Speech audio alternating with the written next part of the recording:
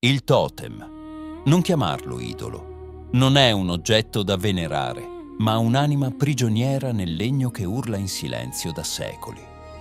Quello che vedi è la radice vivente di una stirpe, un archivio di sangue inciso nel cuore del grande cedro rosso. Senti l'odore della resina. È pelle vegetale che ha bevuto i segreti di chi non c'è più. Il totem non era una statua, era un testamento scolpito. Serviva a marchiare la terra, a gridare chi comandava in quelle valli e quali mostri erano stati abbattuti per difenderle. Era un confine, un monumento funebre e un avvertimento scritto col sangue.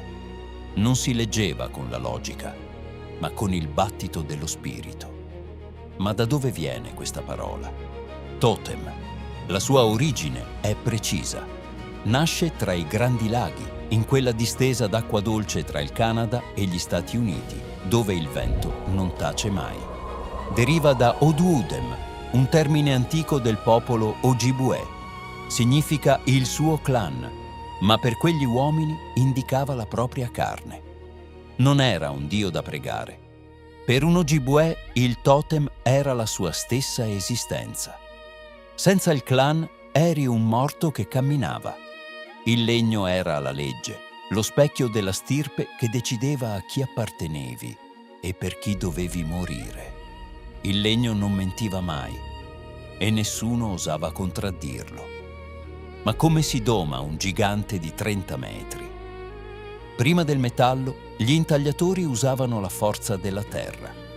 Le asce erano di giada nefrite o pietra vulcanica, levigate per decenni fino a diventare rasoi. Usavano denti di castoro montati su manici d'osso per i dettagli più piccoli, per scavare le rughe degli antenati e le piume delle aquile. Per svuotare i tronchi più massicci, l'uomo invocava il fuoco. Disponevano carboni ardenti su linee precise, controllando il calore con l'acqua, e poi raschiavano via la cenere con conchiglie marine affilate. Era un lavoro millimetrico. Se lo strumento si rompeva, si diceva che lo spirito del legno avesse rifiutato l'intaglio. Era una lotta di volontà. Ma quali volti emergevano da quelle fibre? L'aquila in cima non era solo un uccello. Era il simbolo della vista spirituale che comunica con le forze del cielo.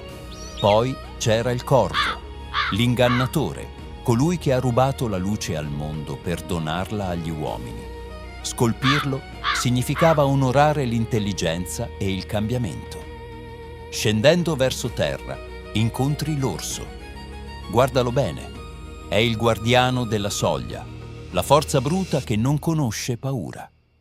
Rappresentava la capacità di guarire e di rinascere dopo il lungo sonno invernale.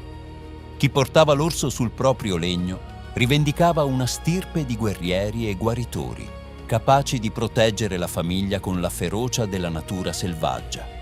E poi il lupo, l'ombra invisibile dei boschi. Per i nativi il lupo non era un predatore solitario, ma il simbolo supremo della lealtà. Scolpirlo significava giurare fedeltà eterna al clan, un legame che andava oltre la morte.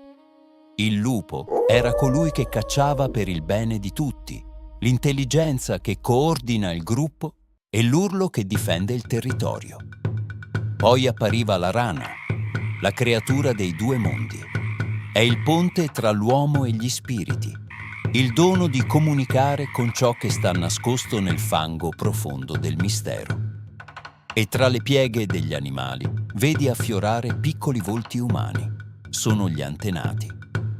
Non semplici ricordi, ma frammenti di spirito che vivono dentro la creatura. La prova che nella foresta ogni respiro possiede un'anima parlante che ti osserva. Infine, incontri i guardiani. Figure dall'aspetto severo, poste a sentinella per scrutare l'orizzonte e vigilare sui confini. Erano i testimoni silenziosi di un diritto di sangue che nessuno straniero poteva calpestare senza sfidare l'ira dell'intera stirpe. Poi arrivava il colore, il respiro che dava vita alla materia. Il nero era carbone e uova di salmone polverizzate. Il grasso del pesce dava una lucentezza soprannaturale, come carne che suda sotto la pioggia. Il rosso era ocra ferrosa, il sangue della terra. Il blu-verde veniva da pietre di rame tritate. Quando dipingevano gli occhi della creatura, il totem si svegliava. In quel momento smettevi di guardare un tronco e iniziavi a essere guardato da lui. Tutti fissano l'aquila in cima, convinti che la gloria sia solo in alto. Sbagliano. Nella gerarchia del legno, il vero potere risiede alla base. È la posizione più umile, ma è la più sacra. Essere scolpiti alla base significava essere le fondamenta su cui poggia l'intera storia della famiglia. Mentre la cima guarda il cielo, la base tocca la terra dei padri. È lì che l'intagliatore metteva più cura, perché era la figura che chiunque, entrando nel villaggio, avrebbe guardato dritto negli occhi. Il capoclan non cercava l'altezza, ma la stabilità. Il pilastro invisibile che sopporta il peso di un intero popolo sulle proprie spalle. Ma se tradivi, il tuo volto finiva sul totem della vergogna, un'effigie deformata, capovolta, esposta al ridicolo eterno. Restavi lì, nudo, davanti al tuo errore, finché non onoravi il tuo debito o finché la foresta non reclamava quelle fibre, cancellando l'infamia per far spazio a una nuova speranza. Ma non pensare che quel legno venisse abbandonato al suo destino. Finché il clan restava in piedi, il totem era un membro della famiglia. I nativi se ne prendevano cura come si fa con un anziano. Lo proteggevano dalle tempeste e ne ravvivavano i colori. Solo quando il ciclo giungeva al termine, l'uomo si faceva da parte. Quando il gigante infine cedeva, nessuno correva a ripararlo. Il totem doveva cadere.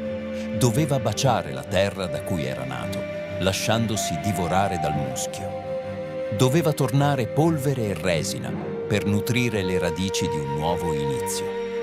Perché per chi vede la vita come un cerchio sacro, la morte non è un addio, è solo un nuovo modo di sostenere il domani.